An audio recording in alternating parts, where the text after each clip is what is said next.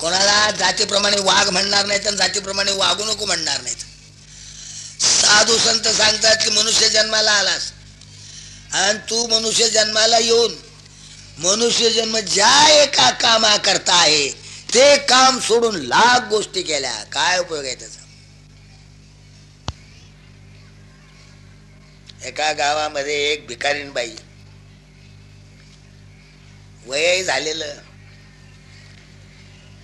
जवळचं कोणी नाही, गल्ली बोळात फिरायचं, आपला तुकडा मागून खायचा. तिच्या डोक्यावर एवढा भार बोजा. आता तिला घर नाही, दार नाही, मुलगा नाही, मुलगी नाही, कोणी नाही, कोणी नाही, एवढा मोठा बोजा. आणि भाकरीचे तुकडे मागून खायचे आणि डोक्यावर पाहिलं तर एवढा मोठा बोजा. एकाने विचारलं, आजी काय आहे याच्यात? याच्यात काय म्हणजे आता काय सांगू म्हणे, याच्यामध्ये जे सापडेल ते मी याच्यात ठेवते, जे सापडेल ते याच्यात ठेवते. सगळं उपयोगाचं आहे का? लोकांचे हागामुतायचे टमरेळे त्याच्यात भरले त्यांना बोचक्यात, काय उपयोग आहे त्याचा? कुठं कागद पडले, कोणीकडे उचलले कोंबले, हे भलं बोचक एवढं केलं. टमरेळे काय, मडके काय, कागद काय, एवढा मोठा बोजा केला आणि डोक्यावर घेऊन फिरत. काय होय, फुजूल नाही होय,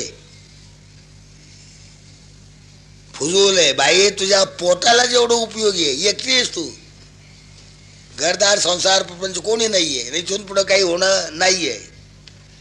तुला फक्त तुझं आयुष्य इथं घालवायचंय राहिलेल्या 5 वर्षाचं. मग हा बोजा कशाचा आहे? काय याच्यात काही सोनं नाणं आहे का? दादा म्हणे कशाचं सोनं नाणं आहे? गल्ली बोळात मी फिरते, कुठं कागद दिसला, कुठं टमरेळ दिसलं, फुटका फाटका उचलून मी याच्यात ते दाखवलं, सगळे टमरेळ, काही एक उपयोगाचं नाही. पाणी प्यायला तर उपयोगाचं असावं. त्या म्हातारीनं बोजा डोक्यावर वागवला, एक वस्तू कामाची नाही, उपयोगाची नाही. तिनं फक्त खाण्यापुरतं बघायचं आणि पांघरण्यापुरतं, बाकी दुनियेत भीक मागून खाते ती. इथं आलेलं मनुष्य जन्म, संसारामध्ये माणूस सगळं गाबाळतं डोक्यावर घेतो. आणि नका पडो गाबाळाचे भरी, तेथे आहे थोरी नागवण. गाबाळ, गाबाळ म्हणजे कोणतं गाबाळ? गाबाळ या शब्दाचा अर्थ टाकाऊ वस्तू असा आपण केला तर संसारी माणसं निव्वळ टाकाऊ वस्तूच्या नादी लागले ते असं नाहीये. संसारी माणसाजवळच्या सगळ्या टाकाऊ वस्तू आहे का? संसारी माणसाजवळच्या सगळ्या उपयोगी वस्तू आहेत. उपयोगी, निरुपयोगी वस्तू कशाला ठेवतील? त्यांना एक आटगळीची खोली असते, ज्याचा उपयोग न उचललं की आटगळीच्या खोलीत नेऊन टाकलं, गच्च भरलेली असते आटगळीची खोली. तुकाराम महाराज म्हणतात, अनेक नका पडू गाबाळाचे भरी. गाबाळ, गाबाळ म्हणजे परमार्थाला जे योग्य मार्ग आहे, परमार्थाचं जे योग्य साधन आहे, ते साधन सोडून बाकीचे साधन गाबाळ आहेत. गाबाळ, बाकीचे साधन, देवाच्या प्राप्तीची बाकीची इतर जी साधन आहेत ते गबाळाच्या नादी लागू नका. अनेक नका पडू गाबाळाचे भरी. शास्त्रात ऊत आलाय साधनाला. इकडे तिकडे काही लोकही आहेत, काही सांगतात असं केलं म्हणजे देव भेटतो, तसं केलं म्हणजे देव भेटतो, तसं केलं म्हणजे देव भेटतो. पुष्कळ मठ आहेत, मठिका आहे, शिष्य आहे, शाखा आहे, संप्रदाय चालू आहेत भारतात जुन्या पुराण्या काळापासून. जुना पुराणा काळ भारताला चांगला होता. ऋषी मुनी एकापेक्षा एक झाले, एकापेक्षा एक ऋषी मुनी झाले. व्यासाने अशी लंगोटी टाकली आकाशात की सूर्याचा प्रकाश, लंगोटीनं सूर्याच्या प्रकाशाचं काम केलं. एक छाटी, एक लंगोटी, काय असले पाहिजे ते वशिष्ठ सूर्याचं काम करते. विश्वामित्रांनी दुसरी सृष्टी घडली. या आपण ब्रह्मदेवाच्या सृष्टीत आहोत. एक त्रिशंकू नावाचा राजा, त्याला 99 यज्ञ केले, पण त्याला घाई झाली, लगेच स्वर्गाला जायचं. स्वर्गामध्ये अमृत आहे, रंभा आहे, उर्वशी तिलोत्तमा आहे, रंभे ऐशिया नाचणी, जेत कामधेनूची खिल्लारे, कामधेनूचे खिल्लाराचे खिल्लार आहेत तर गायीचे कामधेनू. वैशिष्ठाजवळ एक होती, भांडण झालं आणि ते लांबलं फार भांडण. विश्वामित्राचं आणि वैशिष्ठाचं गायीवरून भांडण झालं. विश्वामित्र राजा फिरायला निघाला, सैन्य बरोबर 10,000. वैशिष्ठाचा आश्रम रस्त्याला. कोण आहेत म्हणे? विश्वामित्र राजे चाललेले आहेत आपल्या सैन्यासह. राजा आहे आपल्या देशाचा. राजा हा मान्य करावा लागतो, हा प्रजेची व्यवस्था ठेवतो, चोरा चिलटापासून प्रजेचं रक्षण करतो, आपल्या प्रजेकरता जीव देतो. आणि त्या राजाच्या व्यवस्थेमुळे साधू संत ऋषी मुनी जंगलात अरण्यात उघडे वागतात. तो राजा चांगलाच आहे ना, आपलंच काम करतो ना, आपल्याकरता मरमर मरतो ना आयुष्यभर. चाललेच विश्वामित्र इथून. वशिष्ठ जी आडवे झाले, महाराज इथून चाललाय, दुपारची वेळ आहे, आम्हाला रामकृष्ण बाबा कधीही आग्रह करून घेऊन जातात, वेळी अवेळी आम्ही जातो प्रेमा खातर. सप्ते फार चांगले गेले त्यांनी, आणि या सप्ताच्या बाबतीत बोलायचा अधिकार आम्ही त्यांनाच देतो. यांना सप्ताचा फार अनुभव आहे म्हणून. आम्ही काय बोललो तर तुम्ही म्हणाल की महाराज मुद्दाम बोलले बरं का, असं तर मी कशाला बोलू? तुम्ही सप्ते केलेले आहात, अनुभवी आहात, तुमच्या मुखातून तुम्हाला जसं योग्य वाटेल पटेल तसं बोला. आणि नाही बोललात तरी आनंद आहे, बोललात तर सोन्याहून पिवळं आहे. पण आम्हाला हा सप्ताह,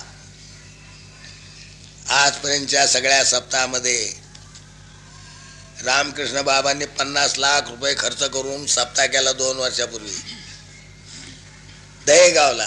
5-4 सप्ताह केले एकट्यानी, अर्थात जन दुनिया आपलीशी करून. इथं फक्त गावाच आहे आपलंस, वैजापूर शहरच आहे फक्त. इथं दुसऱ्या कोणाचा पैसा नाहीये, दिला तरी घेतला नाहीये. रामकृष्ण बाबांनी लोकांचे पैसे घेतले नाहीयेत. त्यांची जी 10-5 गावं ठरलेले होते, तेवढे 10-5 गावांनी ठरून तो सप्ताह केला. तिथेही गावाचेच पैसे होते. रामकृष्ण बाबांनाही आम्ही धन्यवाद देतो. आणि त्याच रीतीनं तुम्हाला तरी 10 गावं सापडले. आमच्या आर्यम वाणी साहेबांनी, आमदार वाणी साहेब, रामकृष्ण बाबांनीच त्यांची माझी ओळख करून दिली. माझी ओळख नव्हती त्यांची. आम्ही एका लग्नाला गेलो होतो, कोणाचं दोघंही होतो आम्ही जवळजवळ. ते 2-5 मिनिट बोलले, मलाही बोलले, मी बोललो, पण त्यांनी माझ्याकडे पाहिलं नाही, मी सुद्धा त्यांच्याकडे पाहिलं नाही.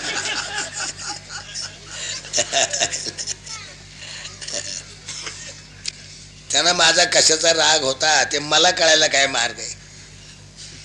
मला मात्र कोणाचा राग नाही, मी कोणाचा नाही, मला कोणाचा राग यायचं काही कारण नाहीये. सगळं जग आमचं आहे, तुम्ही सगळे माझ्यात, मी सगळ्याचा तुमचा आहे. एका व्यक्तीचा, एका माणसाचा, एका पार्टीचा असा मी नाहीये. माझी पार्टी म्हणजे देवाची, साधूची जी पार्टी, त्यांच्या पार्टीचा म्हणजे हरिभजन मार्गाचा मी आहे. हरिभजन मार्ग सोडून कोणताही मार्ग माझा नाहीये. मला त्याच्यात समजत नाही, कळत नाही, आणि मला तिथं वागता येणार नाही. त्या मार्गाने मी कशाला जाऊ? म्हणून मी फक्त हा मार्ग साधू संतांचा, भजनाचा, कीर्तनाचा हा मार्ग आहे. आमच्या वाणी साहेबांना आहे रामकृष्ण बाबा, ते दोघं एका तालुक्यातले जवळचेच, पण रामकृष्ण बाबांनी सांगितलंय की तुम्ही जरा वाणी साहेबाला डोक्यावर घ्या. मग त्यांनी सांगितलं, आम्ही डोक्यावर घेतलं.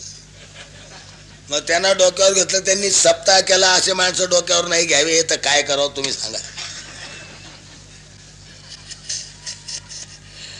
जसे तुम्ही आहात,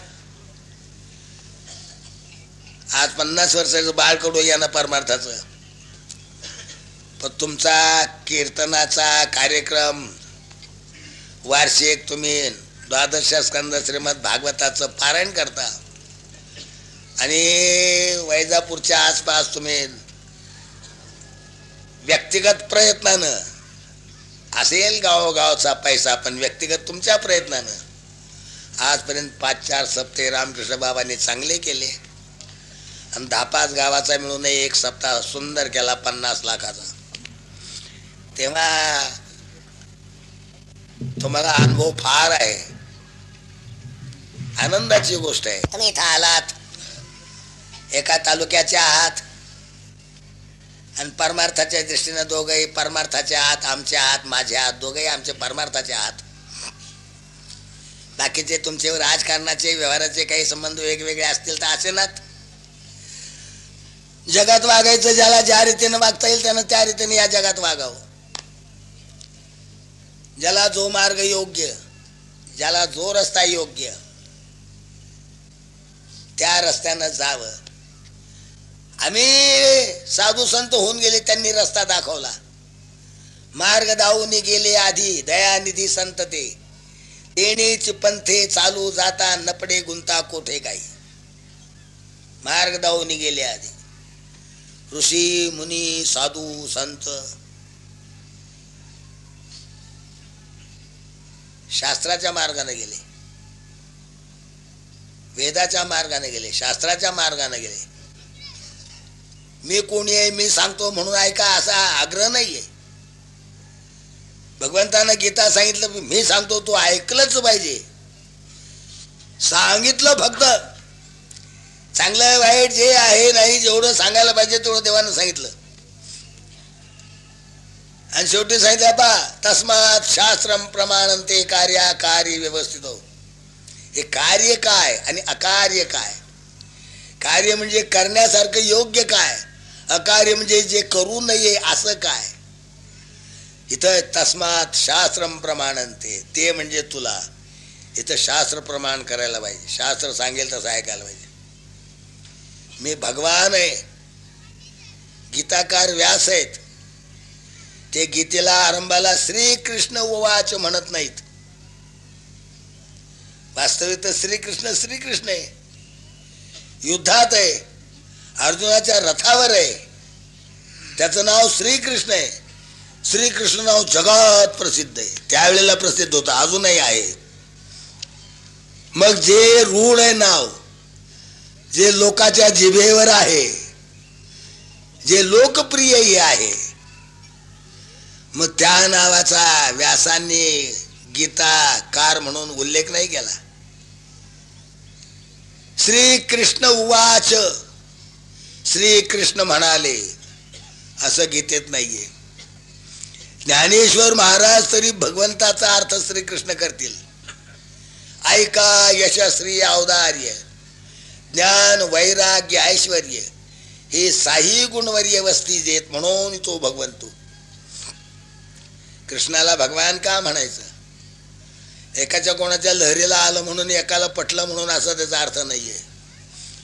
भगवान म्हणजे काय, त्याचं लक्षण काय, त्याचं स्वरूप काय, आणि भगवंताचं जे स्वरूप, जे लक्षण आहेत, ती सगळी कृष्णाच्या ठिकाणी जर जमली तर त्याला भगवान का म्हणू नये. आणि म्हणून व्यास श्रीकृष्ण उवाच न म्हणता श्री भगवान उवाच, भगवान म्हणतायत अर्जुनाला. ती गीता ही आहे गीता जगात अद्वितीय ग्रंथ आहे. सगळ्या शास्त्राचे विचार गीतेत सूक्ष्म रूपानं सापडतील. सर्व शास्त्रमयी गीता, बाप बाप ग्रंथ गीता. बाप रे बाप, काय ग्रंथ आहे हा गीता. का हो, आणखी ग्रंथ नाही आहेत का? ऋषी मुनी काय ग्रंथ, परमार्थाचे ग्रंथ. हिमालयासारखा ढीग होईल सगळे परमार्थाचे ग्रंथ गोळा केले तर. एकाच्या आयुष्यात शक्यच नाही सगळे परमार्थाचे ग्रंथ वाचून होतील असं. परमार्थाचा देश आहे हा. ही मुक्त होण्याची भूमी जमीन आहे ही भारत. इथं 99 कोटी राजे झाले. राज्याला लाथ मारून वैराग्यशील झाले, वैराग्यवान होऊन भगवंताचं ध्यान चिंतन भजनानं मुक्त झाले महाराज. 99 कोटी. आजपर्यंतची कथा साधू संत सांगतायत, माझ्या मनाचं सांगत नाही. असला देश आहे इथं, सगळा परमार्थ आहे. अजूनही अनेक धर्माचे पंथाचे जगातले आहे नाही तेवढे लोक इथं आहेत, जे ते आपापल्या विचारानं आपापल्या मतानं त्यांच्या त्यांच्या बुद्धीनं त्यांचे जे कोणी पूज्य होऊन गेले त्यांच्या विचारानं त्यांच्या ग्रंथाच्या आधारे अजूनही ते बिचारे जसं देवाला मानायचं तसं मानतील, जसं बसायचं तसं बसतील. या सगळ्या जगामध्ये गीता ग्रंथ हा मोठा श्रेष्ठ ग्रंथ आहे, मोठा चांगला ग्रंथ आहे. चांगला का? अहो तिथला वक्ता कोण आहे?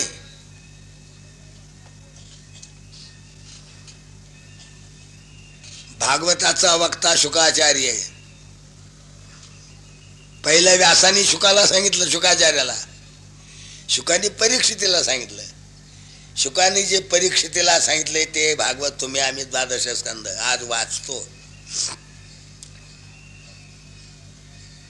सांगणाऱ्यानं सांगितलं, ऐकणाऱ्यानं ऐकलं, ते कामच होऊन गेलं. जी गोष्ट करायची ज्याच्या करता ते काम नको का व्हायला? काम झालं तर केल्याचा काहीतरी उपयोग आहे, काम नाही झालं तर मग काय आहे? गीता आहे. गीता सुगीता कर्तव्या किमान्यत शास्त्र विस्तरही या स्वयं पद्मनाभस्य मुख पद्मात विनिसृता. भगवंताच्या मुखातून निघालेली अक्षर आहे ती. ही अक्षरे नव्हती देखा.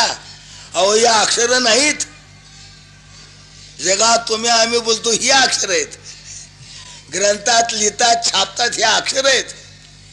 अहो या गीतेला अक्षर काय म्हणता तुम्ही? ही अक्षरे नव्हती देखा. जगातल्या तुमच्या आमच्या सामान्य मुखातून निघणाऱ्या अक्षरासारखी शब्दासारखी ही अक्षर नाहीत. ही गीतेमध्ये जे हे श्लोक आहेत, गीतेचे हे विचार आहेत, ही जे अक्षर आहेत विचार व्यक्त करणारे, हे भगवंताच्या मुखातून निघालेले आहेत. वक्ता कोण आहे इथं? जगात ज्ञानी असतात वक्ते, कोणी भक्तिमान वक्ते आहेत, कोणी कर्मकांडावर जोर देणारे वक्ते आहेत, कोणी भक्तीवर जोर देणारे वक्ते आहेत, कोणी ज्ञानावर जोर देणारे वक्ते आहेत. नास्तिकातही वक्ते आहेत. काही खरं नाही, सगळं खोटं आहे. आणि करा चैन मजा, मजा करा. चैन मजा करण्यात हे शरीर कसं वाया घालवा, पुढं काय होईल? 100 वर्षाचं आयुष्य कल्पना करा किंवा ज्याला जेवढं आहे तेवढं. चैन म्हणजे खाना पिना गाना बजाना सोना चैन चमन मजा करना, केली मजा. पुढं शिकी हात व पंच मेळावा. शरीर तर 5 मिळून हे रचलेलं. शिकी हात व 5 मेळावा, शिकी मिळेल पंचत्वा. पृथ्वी, आप, तेज, वायू, आकाश या पाचाचं हे शरीर झालंय. सगळ्यांचे शरीर असेल मुंगीपासून ब्रह्मदेवापर्यंत. या शरीरात फक्त भगवंताचं शरीर नाहीये. या सृष्टीतले जेवढे काही शरीर आहेत, जेवढी काय वस्तू असतील, त्यातलं भगवंताचं शरीर नाहीये. भगवंताचं शरीर हे फार दिव्य सच्चिदानंद स्वरूप आहे. सद चिद आणि आनंद. सद म्हणजे त्रिकाला बाधित, चिद म्हणजे ज्ञान स्वरूप. जे सद आहे ते चिद आहे, आणि पुन्हा आनंद रूप आहे ते. सदरूप, चिद्रूप, आनंद रूप, अखंड, अनंत, व्यापक. याला शास्त्रकार ब्रह्म असं म्हणतात. ब्रह्म म्हणजे मोठं. याच्या एवढं काहीच मोठं नाही. ते जसं आहे तसं त्याचं वर्णन करता येत नाही. कैसे दाखवू बोटाने तुला, पाहे अनुभव गुरुच्या मुला. गुरुकडे जा, अभ्यास कर, अनुभव घे, तेव्हा कळेल. देव नुसता दाखवा म्हटल्यानं दाखवता येत नाही, आणि दाखवला तरी तो उपयोग होईल असं नाहीये. कदाचित एखादा देव दाखवेल, पण देवच जर त्याला दिसण्याचं त्याचं दैव प्रारब्ध नसेल. एकाला देव दिसून एकाला माणूस दिसतोय. मग ज्याला देव दाखवतो त्याला देव दिसतोय. एखादा भक्त असेल, सांगितलं देवा माझा मोठा प्रेमाचा माणूस आहे, अरे याला तुझ्या स्वरूपाचं दर्शन दे. देव जरी त्याच्या पुढे उभा राहिला, त्याचं कर्म जर नसेल, देव पुढे उभं राहून उपयोग नाही. तुमच्या आमच्या पुढे देव कधीच आला नाही का? कशावरून नाही आला? आला नाही का आपण ओळखलं नाही? देव दररोजही भेटत असेल आपल्याला. न ओळखल्यामुळं. ओळखलं, ओळखेला हरी धन्य तो संसारी. देवाला ओळखणं महत्वाचं आहे. ओळखणारे संत आहेत, न ओळखणारे संसारी आहेत. संसारी संसाराला ओळखतात, संत देवाला ओळखतात. संत ते कवण, संत ते कवण, हे जाणवे खूण केशराज. भगवंताच्या कृपा आशीर्वादानं संत कळेल. एरवी संत कळत नसतो. माणसाला कसं कळेल? माणसाजवळ संत म्हणजे काय हा अभ्यास नाही, ही बुद्धी नाही, अनुभव नाही आहे. ज्याला अभ्यासही नाही, ज्याला बुद्धी नाही, संत म्हणजे काय याचा अभ्यासही नाही, त्याला संत काय? संत म्हणजे वरच्या वेशावरून संत ठरवतात लोक.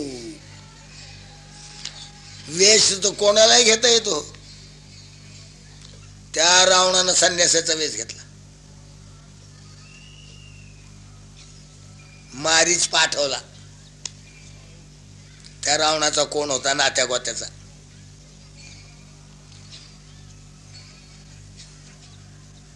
कैकईच्या वनवासामुळं रामाला वनवासाला जावं लागलं. आता रामाला वनवास, लोक म्हणतात आम्ही काय केलं, आमच्या मग देव लागलाय, आम्ही काय केलं? आम्ही भजन करतो, आम्ही एकादशी करतो, वाऱ्या करतो, तरी बघा आमच्या संसारामध्ये आम्हाला काही गोडच लागत नाही. पोराचं बापाचं पटत नाही, बापाचं पोराचं आईचं पटत नाही, घरात कोणाचंच जमत नाही. मग आम्ही काय केलंय? आता ते मग देवाने तुमच्या घरात हा कुंभ कालवला काय?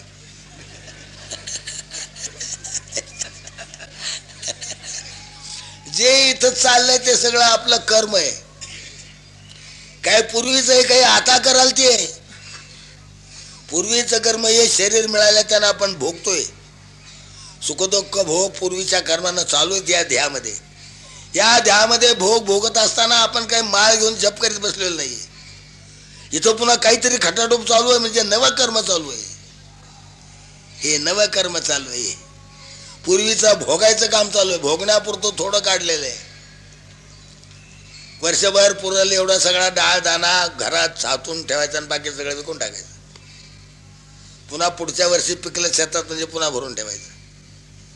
वर्षाची सामुग्री ठेवली. तसं एका शरीराला जेवढं पुरल तेवढं कर्म घेऊन आपण आलो. त्याचं हे शरीर आहे. आता ह्या शरीराला जेवढं कर्म आहे, त्या कर्माचे जेवढे भोग आहेत सुख दुःख भोग आहे, कर्माचं फळ आहे. हे तर कर्माची फळ सुचा का मनुष्य लोक, हा मनुष्य लोक आहे. स्वर्ग देवाचा लोक आहे, पाताळ पन्नगाचा लोक आहे, शंकराचा कैलास आहे, विष्णूचं वैकुंठ आहे. आपलं हे भूमंडळ मृत्यूलोक आहे, त्यात आपला भारत हा देश आहे. या मृत्यूलोकातले इतर देशातले लोक काही करोत,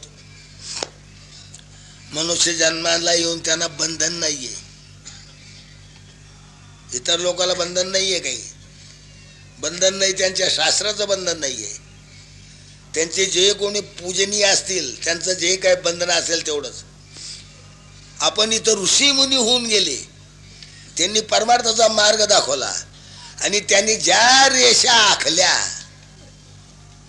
लक्ष्मणानं रेग मारली. रामाला वनवास नको होता, आला ना हो. आणि रामाला वनवास कैकेयीनं दिला. रामानं कैकेयीला वनवास दिला, हे कैकेयीनं चांगलं केलेलं आहे. रामाची आई आहे कौसल्या, भरत लक्ष्मणाची आई आहे, भरत शत्रुघ्न आई आहे कैकेयी. भरतापेक्षा आपल्या पोरापेक्षा रामावर तिचं फार प्रेम. रामायला जेवायला घातल्याशिवाय ती कधी जेवली नाही. तिला 2 पोरं आहेत, स्वतःच्या पोरापेक्षा रामावर प्रेम. रामावर प्रेम करावं असं रामाचे गुण होते, रामाचे गुण. म्हणून ते जगात आपण रामाचं भजन करतो. सगळ्यांनी करावं. राम सगळ्या जगाचा आहे, सगळ्याला सुख व्हावं म्हणून रामाचे प्रयत्न जगाच्या सुखा करतायत. रामानं स्वतःच्या सुखा करता काय केलं? राज्याभिषेक उद्या आहे. आज काही रुसली, धिंगाणा सुरू केला त्यानं. दशरथाची लाडकी बायको कौसल्या, कैकेयी सुमित्रा. कैकेयी फार सुंदर होती, देखणी होती, रूपवान होती, तशी गुणवानही होती ती. राजा प्रेम करतोय म्हणजे निव्वळ देखणी म्हणून नव्हे. माणसानं गुणावर प्रेम करावं का बाह्य रंगावर, रूपावर? माणसानं रंगाला भाळू नये, रूपाला भाळू नये. नेहमी गुण महत्वाचे असतात. फावा वाटे जना तुका म्हणे साठी गुणा, गुणा करता लोकप्रिय. गुण असावेत. 14 विद्या आहेत, 64 कला आहेत. आधुनिक काळ आहे, काहीच्या काही विद्या आहेत. माणसानं विद्यावान असावं, गुणवान असावं, ज्ञानवान असावं आणि इतकं असून भगवंताची भक्ती करणारा असावा. तर या सगळ्याचं सार्थक नाही तर सगळं मातीत जात. समाधान लाभणार नाही. समाधान पाहिजे का? ब्रह्मांडाचं काही असेल नाही तर नसेल. असलं काही ब्रह्मांडाचं चांगलं आहे, पण ब्रह्मांडाचं काही नसलं आणि जर एक भगवंताची भक्ती असेल तर भक्तीनं समाधान आहे, भक्तीनं जीव कृतार्थ आहे. भक्ताजवळ भगवान आहे. काही उपकार केले जगावर, त्याचा राग येतो. रामाचा काही दोष नसताना रामाला वनवास, उद्या राज्याभिषेक. तिच्याजवळ एक दासी होती मंथरा. जवळ माणसं असतात, अनेक रीतीचे असतात. कोणी काही बोलत असतं, सांगत असतं, लोकांचे हेवे दाव्या. लगेच ठेसपीस करू नये. थोडं शांत राहावं, थोडा विचार करावा. माणूस त्याला बुद्धी कशाला दिली? सोनाराच्या इथं कुणीही गेला, त्यानं जरी चांगलं वाईट काही वस्तू दिली, सांगितलं सोनं आहे, एकदम घेऊन फेकून देत नाही. तो तापून कसोटीवर घासतो. कसोटीवर घासून मग सांगेल याचा कस किती नंबरी आहे. सोनार परीक्षा घेतो. माणसाला देवानं बुद्धी दिलेली, बुद्धीनं जगात माणसानं बुद्धीचा वापर करावा. बुद्धी हा प्रकाश आहे, बुद्धीचा प्रकाश आहे माणसाजवळ. इलेक्ट्रिक लाईट आहे, बॅटरीचे उजेड आहेत, आणखी काही असतील, सगळ्यात बुद्धीचा प्रकाश श्रेष्ठ आहे. ओम नमो जाद्या वेद प्रतिपाद्या जय जय स्वसंवेद्या आत्मरूपा देवा तूच गणेशू आणि सकल मती प्रकाशू. अहो सगळ्यांच्या बुद्धीचा प्रकाश, बुद्धीमध्ये जे ज्ञान आहे, चांगलं वाईट जे आपण परीक्षा करतो, बुद्धीच्या कशाच्या जोरावर चांगली वाईट परीक्षा करतो? बुद्धीमध्ये ज्ञान आहे, ज्ञान. आणि ज्ञान तर भगवंताचं रूप आहे. देवा तूच गणेश सकल मती प्रकाश. सगळ्यांच्या बुद्धीचा जो एक प्रकाश आहे, सगळ्याच्या बुद्धीमध्ये जे ज्ञान आहे, हे ज्ञान म्हणजेच तू आहेस देवा. सांगायचं तात्पर्य, काही काही एवढे प्रेम करणारी मंत्रा कानाला भिडली माहिती आहे का? म्हणे काय उद्या भरताला राज्याभिषेक आहे. अगं म्हणे मग चांगलं आहे ना, माझ्या भरताला राज्याभिषेक चांगलं आहे.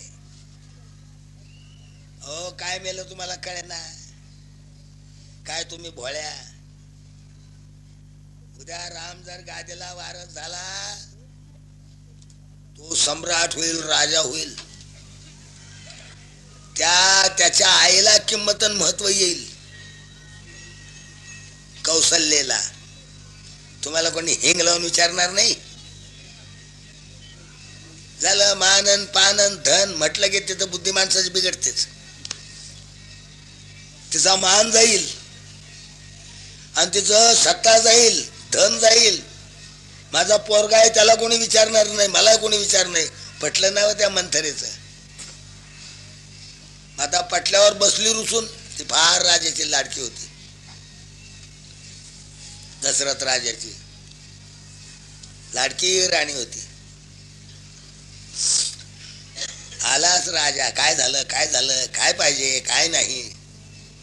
बा म्हणे मला काय गोड बोलू नका तुम्ही. हा अरे गोड बोलू नका तर बोला तरी कोणतं, काय बोला, काय झालं तरी काय? काय नाही झालं, उद्या रामाला राज्याभिषेक आहे. अगं मग तुझा राम आहे ना, त्याला जेवायला घातल्याशिवाय तू जेवत नाहीस ना. मग राम सगळ्याचा किती आवडत आहे बरं?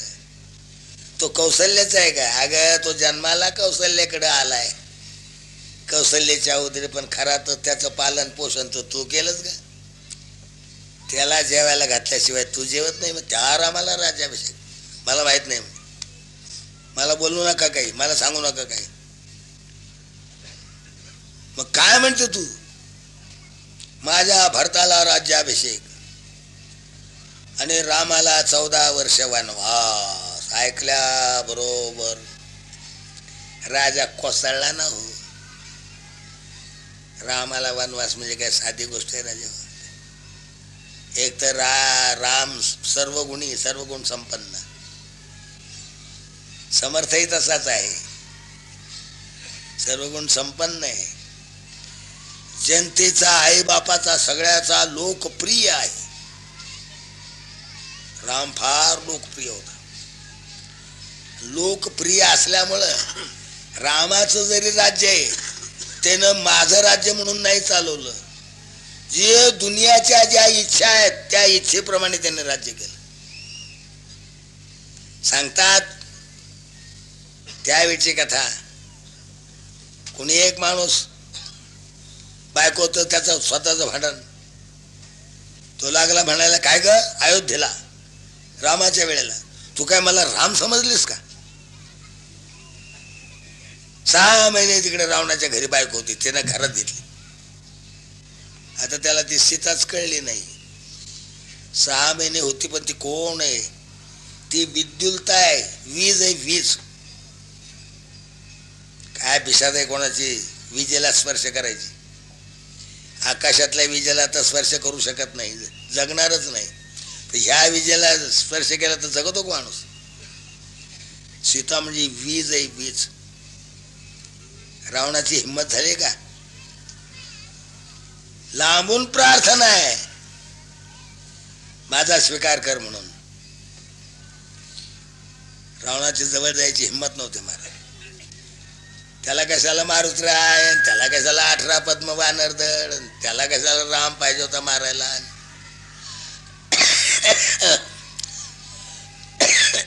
त्याला एका मारुतीनंच लंका नाम शेष केली असते. बऱ्याच दिवसांनी मारुती गेला आईला भेटायला अंजना मातेला.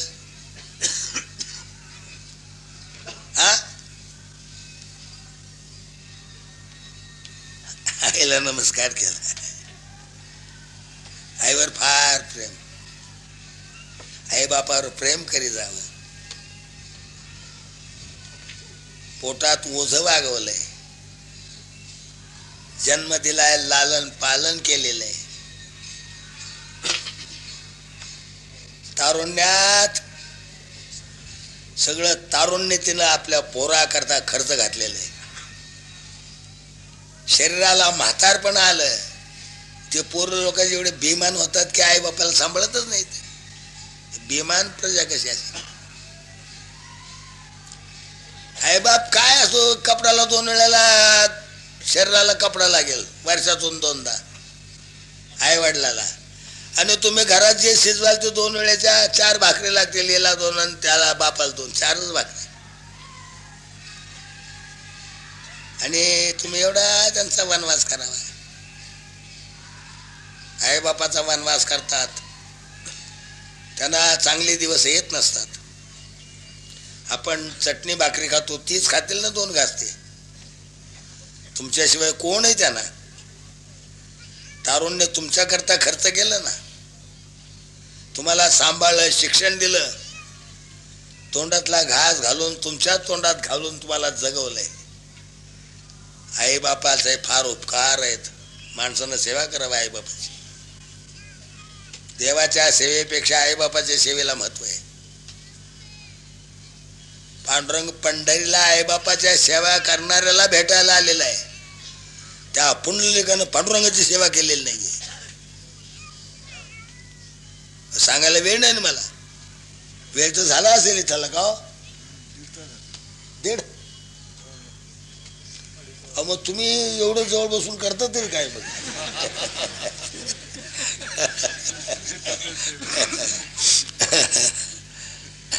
सप्ताह आहे, मोठी चांगली गोष्ट आहे, आनंद आहे. आमचे आर्यम वाणी साहेब, रामकृष्ण बाबांनी मार्ग दाखवला, त्यांना देवाना बुद्धी दिली, लहर आली. आमचे आर्यम वाणी साहेब, आमदार आर्यम वाणी साहेब. काल विखे पाटील मंत्री साहेब येऊन गेले. औरंगाबाद जिल्ह्याचे खासदारही येऊन गेले, खैरे साहेब. आज आमचे एक खासदार येऊन गेले. आज खासदार पुणतांबा कोपरगावचे खासदार सूर्यभान पाटील वहाडणे. सूर्यभान पाटील वहाडणे भोक्त मनुष्य, जुना मनुष्य, चांगला मनुष्य, विचाराचे चांगले आहेत, पारमार्थिक वृत्तीचे माणसं आहेत. त्यांनी सुद्धा एक सप्ताह केला. त्यांचे बंधू अधिकारी होते, पण त्यांनी सगळी सप्ताहाला मदत केली, सहकार्य केलं. श्री खासदार सूर्यभान पाटील वहाडणे येऊन गेले. काल मंत्री साहेब विखे साहेब लोणीचे, आज ते मंत्री आहेत अर्थ खात्याचे दिल्लीचे, काल येऊन गेले. देवा करता येतात. देव सगळ्याचा आहे, तुमचा आहे, सगळ्याचा आहे, माझाही आहे. आणि हा खर्च आमच्या वाणी साहेबांनी, आर्यम वाणी साहेब आज विद्यमान आमदार आहेत. ते तसे वृत्तीचे जुनेच पारमार्थिक आहेत. पिंड त्यांचा पारमार्थिक आहे. दारू मांसाहारी असला पिंड त्यांचा नाहीये लहानपणापासून. आणि त्यांच्या आजपर्यंतच्या चांगल्या संस्कारानं रामकृष्ण बाबाचा त्यांचा नेहमी घनिष्ठ संबंध एका तालुक्याचे असल्यानं रामकृष्ण बाबाचे सप्ते कितीतरी झाले व औरंगाबाद जिल्ह्यात. परमेश्वरानं त्यांनाही बुद्धी दिली. आम्ही हा सप्ताह फुटाने मुरमुऱ्याचा जंगलात अरण्यात एकांतात करणार होतो. आम्हाला आर्यम वाणी साहेब आमदार विद्यमान वैजापूरचे आमदार, त्यांचा शब्द मोडता आला नाही. त्यांना एक साबीर भाई एक आहेत. रामाला जसे हनुमानजी तसे आमचे आमदार वाणी साहेबाला साबीर भाई एक हनुमानजी आहे. कोणते काम सांगितलं की ते बिचारे डोंगर आण म्हटलं की ते मारुतीनं डोंगरच आणला. अहो काम करायला असेच पाहिजे, नाही तर जाओ ते काम करा अंधार व्हा. आता बरं बॅटरी घेऊन जा आणि तिथं कुत्रा असलं तर मग काठी घेऊन जा, पण ते लांब आहे एकट्याला भीती वाटते. 1700 काहीतरी मध्यंतरी अडचणी उभ्या करतात राजा. आमचे आर्यम वाणी साहेब आमदार यांचं कोणतंही काम आमचं साबीरभाई करतात. आणि आमचे साबीरभाईने आमच्या सप्ताहाचे आणि आमचे व्यक्तिगत फार काम केले आमच्या मुलांचे. त्या साबीरबाईचे काय आभार मानावेत मला काही कळत नाही. आणि आमदार वाणी साहेबांचे आभार मानायला तर माझ्याजवळ शब्दच नाही आहेत. हा सगळा खटाटोप आमदार वाणी साहेबांचा आहे. सगळं गाव सहकारी आहे मोठ्या प्रेमानं. फक्त एका गावाचा पैसा आहे वैजापूर.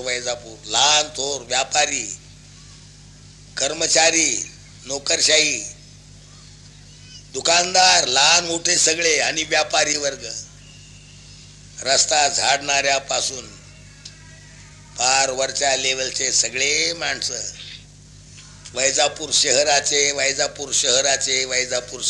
माणसांचाच फक्त पैसा आहे. दुसऱ्याचा दिला लोकांनी देत होते, घेतला नाही. असला हा सप्ताह एकमेवा द्वितीयम पहिलाच आहे. चांगला आहे, सुंदर आहे. आणि पुढच्या वर्षाला आम्ही कुठंतरी फुटाने मुरमुऱ्याचा सप्ताह करू जंगलात अरण्यात. पुढं काय भगवान जसं करेल तसं होईल. सांगायचं तात्पर्य विषय सोडून देतो, फार वेळ झालेला आहे म्हणून. भगवान प्रभू रामचंद्र वनवासाला गेले. रावणानं खोडी करायची ती केली, सीताच पळवली. आणि तो रावण या भारताला जगाला तापदायक होता. जगाला ऋषी मुनीच्या मुली पळून नेत होता. देवगंधर्व असो सळो की पळो करून सत्ताधीश होता. आणि सत्तेपुढे शहाणपण चालत नसतं. सगळे त्रासलेले वैतागलेले होते.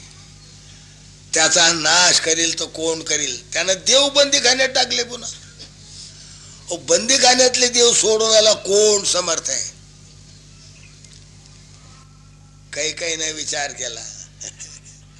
रामाला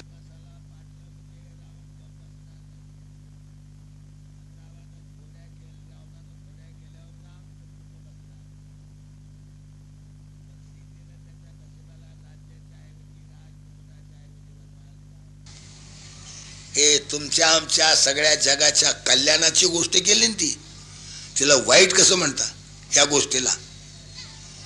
काही ना रामाला वनवासाला जर पाठवलं नसतं, रावणाने सीता कशी नेली असती. अयोध्येतून सीता नेता आली नसती. रामाजवळून सीता नेता आली नसती. रामाजवळून सीता नेणं साधी गोष्ट नाही. म्हणून तो वनवास, त्यातही राम गेला कुणीकडे. पुन्हा कुठे एक हरिण आलं सोन्याचं, सीतेनं पाहिलं. ते रावणाचं होतं, कपटी हरिण सोन्याचं. मारीच नावाचा राक्षस. त्याला सोन्याच्या हरणाचं रूप घ्यायला लावलं. सोन्याच्या हरणाचं रूप घेतलं आणि ते लागलं सीतेच्या आसपास चरायला. हे सूर्यकार किरणानं चमकत होतं ते सोन्याचं हरिण. सीतेनं पाहिलं बायाची जात. ती सीता असो, नाही तर ती लक्ष्मी असो, नाही तर पार्वती असो, बायाला त्या दागिन्याची सोन्याची फार हौस हो, दागिन्याचीच फार हौस. आणि या दागिन्यापायी चोट्टे कुठेही हल्ला करतात, त्याचा तापही भोगतात. काही वेळेला माणसं मरतात हो. आणि निदान यात्रेला सप्ताहाला तरी येताना डाग आणि जाऊ नका. डाग आणि पैसे कधीच नाही जाऊ नये तिकडे तिकडे कामाच्या शिवाय जादा. रामा झालं पाहिला कधी हरिण सोन्याचं आहे तेवढं धरून आणा.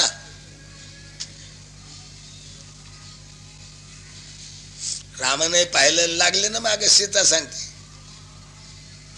याला बाईल वेडा म्हणतात, बाईल वेडा.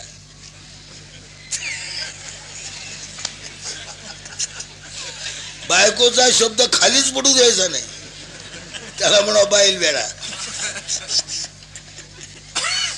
पण चांगलं काय वाईट काय समजावून सांगा. सगळं चांगलं सुचत असं नाही, बुद्धी आहे. पटवून द्यायचं काम माणसाचं आहे. सांगितलं की बायकोन सांगितलं काही करा, बायकोन सांगितलं काही करा. एक म्हणून बायकोन सांगितलं की काम करायचं, बायकोन सांगितलं की काम करायचं. आता काम नाही ते म्हणे आता मग काय करू मी. बा म्हणे खांब आहे खांब, याच्यावर चढत जाण खाली उतरत जा, चढत जाण खाली उतरत जा.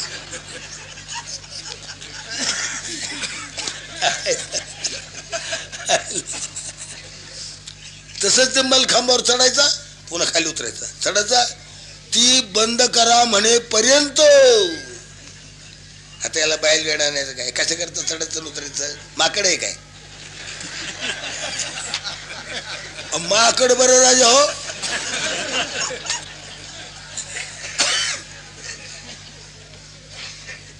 देवजी धसाडजी रत्नी को समजावं म्हटलं की चाललाच आपला.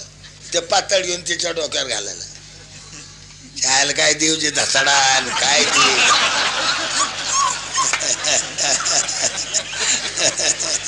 ती रत्नी आणि हा देवजी धसाडा.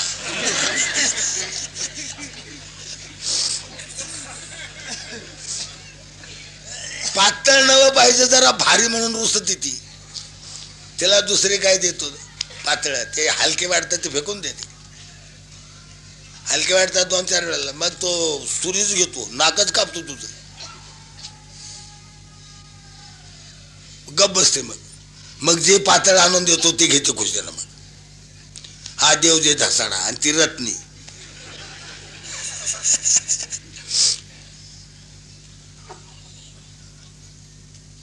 विचारातच वागायला पाहिजे. आता राम आहे, राम म्हणजे काय घुगू बाळ आहे काय. राम म्हणजे साधा माणूस तरी आहे हो, मनुष्य वेश आहे, त्यात माणूस आहे का तो. मनुष्य वेशात जो आहे तो माणूस नाहीये. त्याच्यात सर्वसमर्थ भगवान परमात्मा आहे, विष्णूचा अवतार आहे. ही सृष्टी ब्रह्मांड निर्माण केला तोच आहे त्या रामाच्या रूपात. पण ही खोळ आहे ना मानवी, हे शरीर मानवी आहे ना. लोकाला हे शरीर दिसतं मनुष्य. ओळखावा आतला देव ओळखावा कसा, म्हणून देव ओळखता येत नसतो. तसं साधूच्या वरती अंगावर कपडे असतात, वरच्या कपड्यावरून कसं ओळखता येईल. कोणीही कोणता कपडा वापरू शकतो. वाघाचा कलभूत दिसे वाघा ऐसा, परी नाही दशा सा चांगी. वाघाचं कातडं पांघरून जर फिरू लागला तर लांबून पाहिजे तो वाघ दिसतो. वाघ कर्मधर्म संयोगानं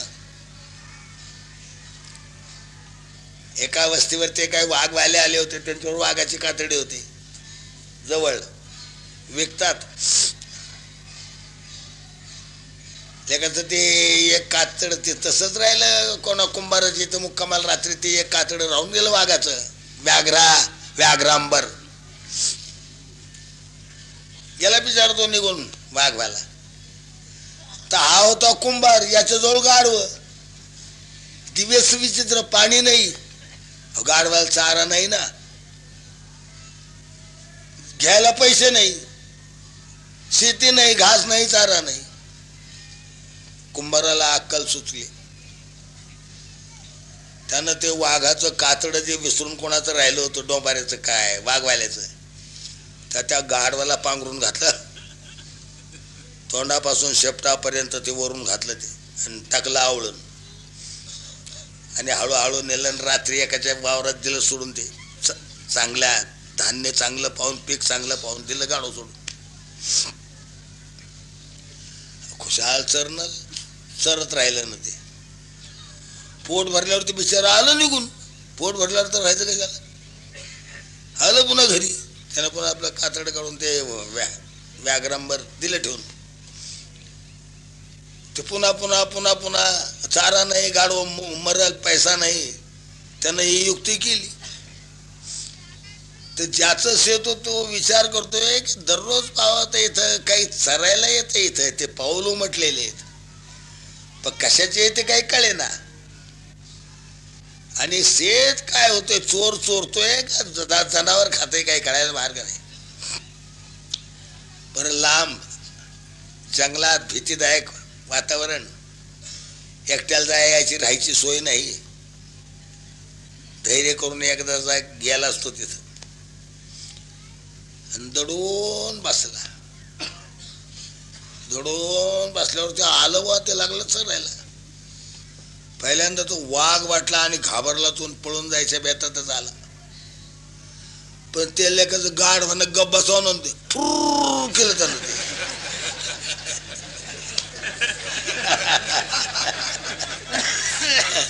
पोट भरलं म्हणजे गाढव फुर करीत असते. त्याचं ते पोट भरलं, त्यानं फुर केलं. त्याला मग वाघ आहे म्हणून तो फुर कसा करतो बा.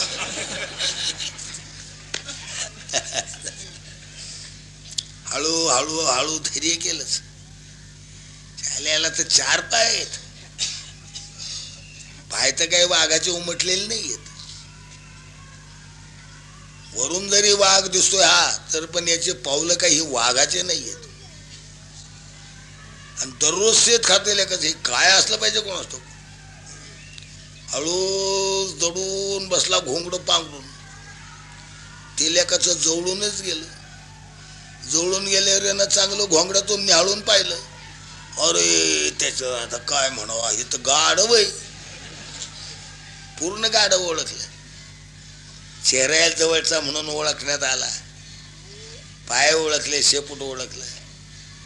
वाघाची एकही खूण नाही, फक्त वरून पांघरला. त्याची खात्री झाली हे गाढव आहे. तसाच उठला आणि त्या हातात दांडकोतो असं दोपट धरून भॉ भॉ भॉ करीत बार मालकच गाठला त्यानं. वाघाचं कातडं पांघरल्यानं वाघ झाला का हो? अखेर गाढव तो गाढव. अखेर जे आहे ते बदल कसा, तसा जे आहे त्याच्यात बदल घडत नसतो. मायावी रूप धारण करतात.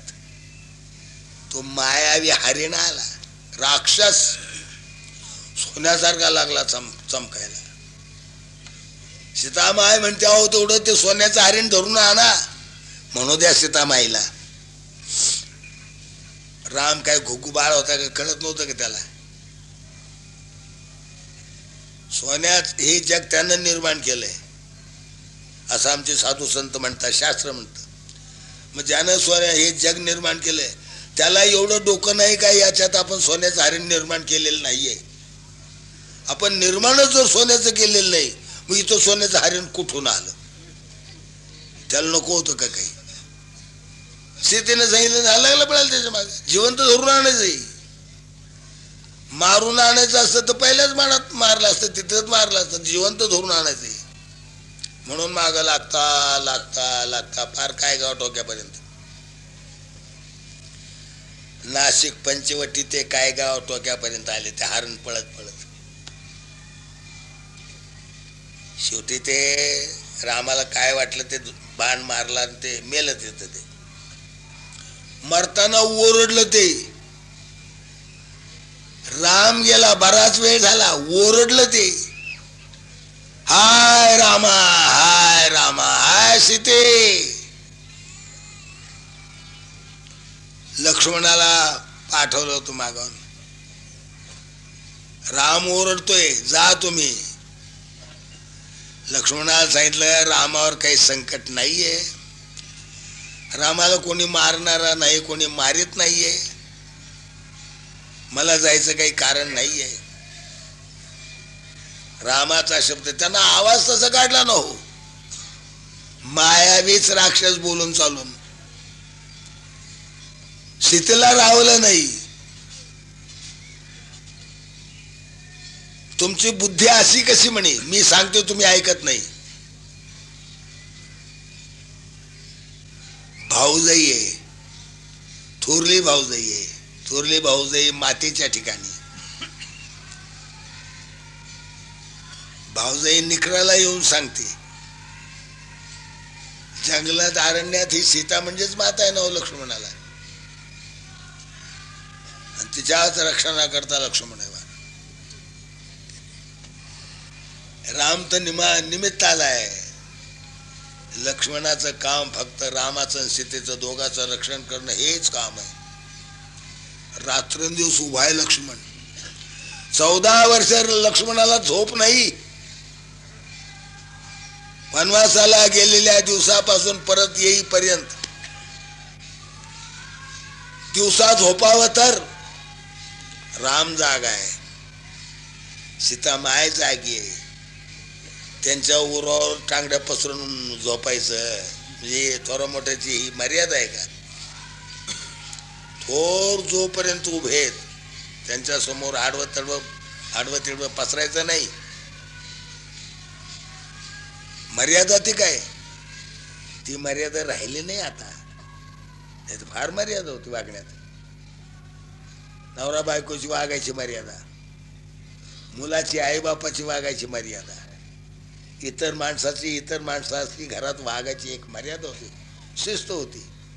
आणि ते संसार केवढाले कुटुंब एकत्र राहत होते. हल्ली दोघं भाऊ एकत्र राहत नाहीत. दोघं झाले, बायका आल्या गेले, दोघांचे 2 संसार झाले. प्रेम राहिलं नाही. प्रेम ज्या जीवनात प्रेम नाही, व्यवहारातला असो परमार्थातला दुर्मिळ प्रेम आहे. अहो व्यवहारात साधं प्रेम नाही माणसाचं म्हटलं काय. कुठं आईबाप ओळखता येऊ नयेत, भाऊही ओळखता येऊ नये, एकमेकाच्या डोक्यात काठ्या घालाव्यात, काय माणूस की. म्हणून तर या युगाला कलियुग आहे. कलियुग पापी युग आहे, चांगलं नाहीये. फक्त या कलियुगात पापी युगात चांगलं का असेल तेवढं हे भजन चांगलं आहे.